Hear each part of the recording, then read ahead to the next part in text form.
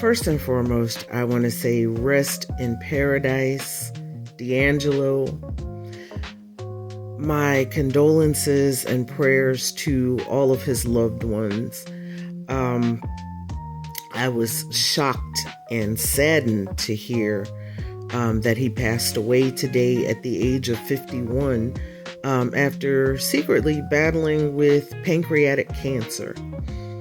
And unfortunately, I know firsthand how devastating that is. My grandmother actually passed from pancreatic cancer, so I know how devastating that is. And not only was I a fan of his music,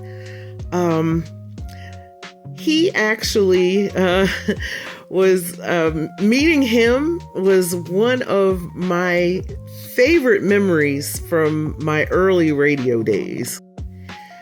Now, if you followed my main account before it got bananaed, you'd probably remember me talking about this, but right before, well, not right before, but around Thanksgiving-ish, his record rep contacted our station and wanted a list of the names of all the ladies that worked at the station. And we were kind of wondering like what that was about, but you know, our general manager sent over the list. And then the week before Christmas, every one of us received a giant Hershey's Kiss and an autographed black and white from D'Angelo that said, "Here's a big kiss for my lady." And that was when his single Lady was about to drop. And I thought not only was that just the most clever marketing strategy, I loved how he made it so personal. Like they wanted the list of names so he could personally autograph each picture for us. And man, I still have that picture. I still have that autograph photo to this day. And that was like one of my favorite memories. And then a few months after that, I had a chance to meet him. Back at that time, we had the Georgia Avenue Day Festival, where we had a lot of different artists perform, and D'Angelo was actually the headliner that year.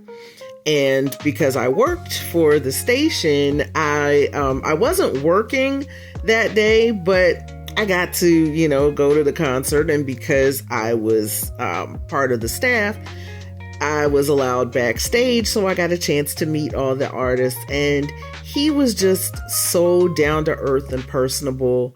And I actually met Angie Stone that day as well. She was one of his background singers at the time. That was actually before they got married, but at the time she was one of his background singers. And of course, the show was just awesome.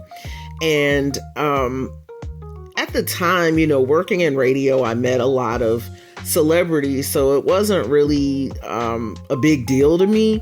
But there were very few that really left a lasting impression because, you know, a lot of them were kind of stuck up or whatever, or kind of, you know, treated us like, oh, you know, I'm a big star, whatever.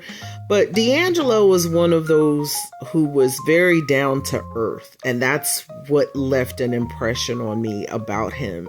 And I have remained a fan of his music, and I've always remembered that encounter.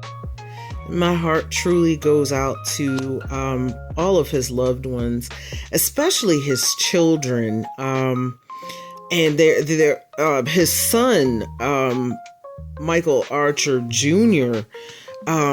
Oh, I know he's got to be going through it because he just lost his mom. You know, Angie Stone passed not very long ago. So my heart and prayers are truly with his loved ones.